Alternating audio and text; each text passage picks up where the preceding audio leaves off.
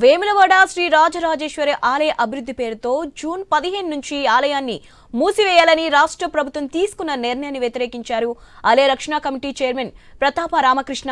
దీనికి నిరసనగా నేడు వేములవాడ పట్టణ బంద్కు పిలుపునిచ్చారు. అభివృద్ధి పేరుతో 2 ఏళ్ల పాటు రాజన్న ఆలయాన్ని మూసివేయాలనుకోవడం దుర్మార్గమన్నారు. అభివృద్ధి పేరుతో పరివార్ దేవతామూర్తుల విగ్రహాలను తొలగించడాన్ని వ్యతిరేకించారు. రాజన్న ఆలయం వద్ద ఉన్న దర్గాను తొలగించాలని భక్తులంతా ముక్త కంఠంతో కోరుతున్న పట్టించుకొని అధికారులు ఆలయాన్ని మూసివేయాలనుకోవడం విడ్డూరమన్నారు. సర్కార్ నిర్ణయాన్ని నిరసిస్తూ చేపడుతున్న వేములవాడ బంద్కు ప్రతి ఒక్కరూ సహకరించాలని కోరారు. వ్యాపారులంతా స్వచ్ఛందంగా తమ దుకాణాలను మూసివేయాలని పిలుపునిచ్చారు. రైట్, దీనిపై అప్డేట్స్ తెలుసుకుందాం. మా ప్రతినిధి విజయభాస్కర్ ఫోన్ లో ఉన్నారు. విజయభాస్కర్, అప్డేట్స్ ఏంటి?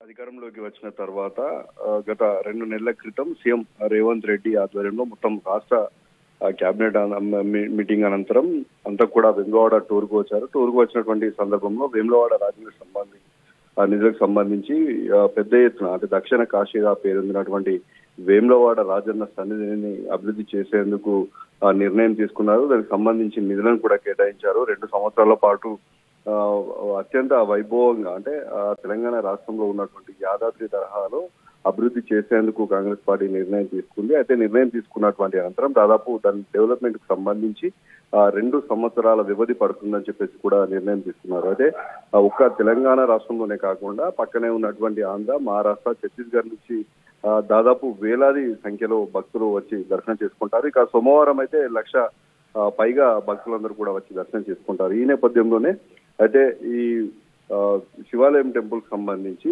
దక్షిణ కాశీగా పేరున్నటువంటి రాజన్న ఆలయం డెవలప్మెంట్ కి సంబంధించి అక్కడ ఉన్నటువంటి కమిటీ నిర్ణయం తీసుకుని ఆ నిర్ణయాన్ని ఇటు అఖిలపక్ష నేతలతో పాటు అందరూ కూడా తప్పుపట్టినటువంటి ఆ నేపథ్యం అయితే కనిపించింది. ఎందుకంటే ఆలయ అభివృద్ధికి సంబంధించి అఖిల పక్షంలో ఇటు బీఆర్ఎస్ పార్టీ, కాంగ్రెస్ పార్టీ, బీజేపీతో పాటు అన్ని పార్టీలకు సంబంధించినటువంటి నేతలు, కార్యకర్తలు అందరూ కూడా అందులో ఏర్పాటు చేశారు. అయితే 2 సంవత్సరాల పాటు ఆలయాన్ని మూసివేస్తే ఇటు భక్తుల మనోభావాలు దెబ్బతింటాయి. అంటే పూజలు ఉదయం నుంచి మొదలుకొని సాయంత్రం వరకు పూజలు అవుతాయి, కానీ అక్కడికి భక్తులకు అలౌట్ చేయకుండా పక్కనే ఉన్నటువంటి భీమేశ్వర ఆలయంలో ఉత్సవ విగ్రహాలను అక్కడికి తరలించి అక్కడనే పూజలు నిర్వహించాలి. భక్తులకు అక్కడ పూజలు వచ్చినటువంటి భక్తులకు అక్కడ నిర్వహించేలా కూడా అన్ని రకాల ఏర్పాట్లు చేస్తామని చెప్పేసి భావించారు. జూన్ 15 నుంచి ఆ టెంపుల్ మూసివేస్తామంటూ కూడా చెప్పినటువంటి నేపథ్యంలో ఇక రాజన్న ఆలయాలకు సంబంధించినటువంటి కమిటీ నిర్ణయాన్ని తప్పుపడుతూ ఇది సరైనటువంటి నిర్ణయం కాదు. ఎందుకంటే 2 సంవత్సరాల పాటు ఎలా మీరు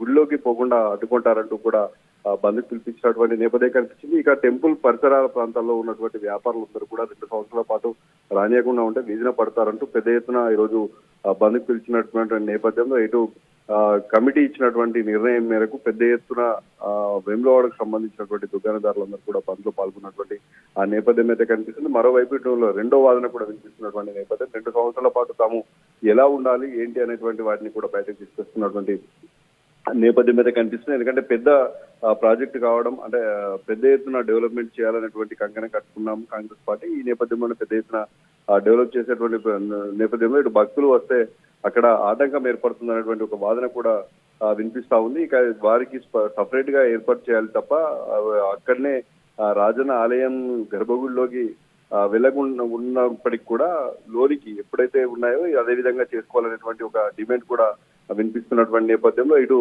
రాజన్న ఆలయానికి సంబంధించినటువంటి ఆలయ రక్షక కమిటీ పిలిపించినటువంటి నేపథ్యంలో ఇటు పెద్ద ఎత్తున ఇటు దుకాణదారులు, స్థానికులు, అదేవిధంగా పార్టీలకు అతీతంగా కార్యకర్తలు కూడా ఇందులో పాల్గొన్నటువంటి ఆ నేపథ్యం మీద కనిపించింది. ఇక భక్తులు అయితే పెద్ద ఎత్తున అంటే రోజువారీగానే భక్తులు వచ్చి దర్శనం చేసుకుని వెళ్తున్నటువంటి నేపథ్యం కూడా మనం అక్కడ చూడవచ్చు. అయితే మొత్తానికి వీరు తీసుకున్నటువంటి ఆ నిర్ణయాన్ని వ్యతిరేకిస్తున్నటువంటి నేపథ్యం కూడా కనిపించింది. ఇక ఎన్నో ఏళ్లుగా ఉన్నటువంటి అక్కడ ఉన్నటువంటి దర్గాను కూడా తొలగించాలి, ఎందుకంటే ఇది మధ్యలో వచ్చింది అని చెప్పేసి కూడా గతంలో దీనికి సంబంధించి చిన్న చిన్న చెరుమూరు గడువు కూడా జరిగినటువంటి నేపథ్యంలో స్థానికంగా ఉన్నటువంటి